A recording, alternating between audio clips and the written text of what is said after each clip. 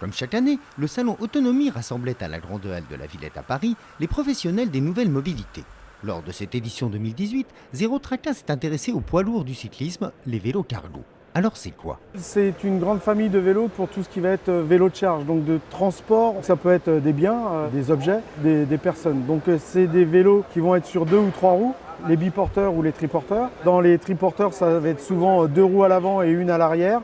Et après le biporteur, donc 2 roues, un vélo classique qui va être allongé. Vous allez avoir les long tail, donc c'est le porte-bagages qui est rallongé pour pouvoir éventuellement mettre 2 fauteuils enfants les uns derrière les autres. Et les long john qui vont être rallongés sur l'avant, donc la roue avant va être excentrée avec un système qui va vous permettre de mettre la roue avant en relation avec le guidon. Et je peux transporter des enfants là-dedans? Suivant la taille du vélo cargo, en respectant une charge maximum qui est liée à la capacité des pneumatiques plus qu'à la structure des vélos. Souvent on arrive à avoir des triporteurs jusqu'à 4 enfants. Voilà. Et les conditions de sécurité, c'est souvent obligation de les attacher. Alors il y a le casque qui est obligatoire pour tout enfant de moins de 12 ans.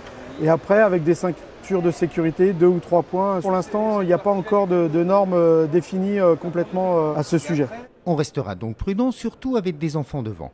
Mais on peut trimballer tout un tas d'autres choses. On a un ostéopathe, des coursiers, des plombiers, des footbikes aussi. Donc on peut tout transporter à vélo. Tout est possible à vélo.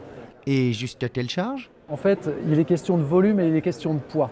On a des cargos qui peuvent être plus gros et qui contiendront plus de volume mais moins de poids, ce qui peut être parfait pour la livraison des colis sur les derniers kilomètres. Et on peut avoir des vélos un peu plus compacts mais qui peuvent porter beaucoup plus. On peut aller, cycliste inclus, 180 kg sur un biporteur et des remorques qui peuvent accepter jusqu'à 300 kg. La limite après, c'est les pneus et le système de freinage. Quand on a 300 kg, il faut pouvoir l'arrêter à temps. Donc à la base, les constructeurs, ils ont des spécifications qui nous permettent vraiment d'être en sécurité déjà. Le freinage est adapté à la charge maximum préconisée. Et puis tous les systèmes d'éclairage sont vraiment maintenant puissants avec les LED qui ne consomment pas beaucoup d'énergie sur les batteries. C'est très puissant. Ouais. Justement, parlons danger. Notre inconvénient, c'est de ne pas être forcément visible. Donc on est souvent dans les angles morts. Le fait qu'on se faufile, le fait qu'on soit dans la circulation est plus dangereux. Après, le danger, il est principalement aussi la nuit, où là, on doit veiller à avoir une visibilité parfaite, aussi bien à l'avant qu'à l'arrière et sur les côtés. Donc ça, c'est très très important en effet pour nous. Et la prise en main, c'est compliqué? Les biporteurs, il vous faut entre 5 et 10 minutes d'adaptation pour conduire. C'est un vélo normal. 2 roues en ligne, un guidon. On est au début légèrement perturbé par peut-être la taille qu'on a devant le vélo, on n'est pas habitué à ça.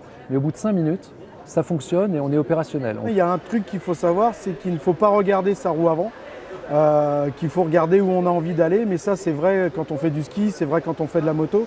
Le triporteur, c'est une conduite un peu plus particulière qui nécessite un tout petit peu plus d'adaptation. En fait, ce qu'il faut surtout savoir, c'est rester très prudent à partir du moment où il est chargé et pas chargé. On a tous des freins assez puissants, donc quand vous êtes sur sol mouillé, et qu'il n'est pas chargé, dès que vous allez solliciter les freins, il faut rester prudent. A l'inverse, quand il est extrêmement chargé, là, il va falloir un petit peu anticiper le freinage. C'est assez intuitif malgré tout. Intuitif, d'accord, mais avec un peu de pratique et de la prudence.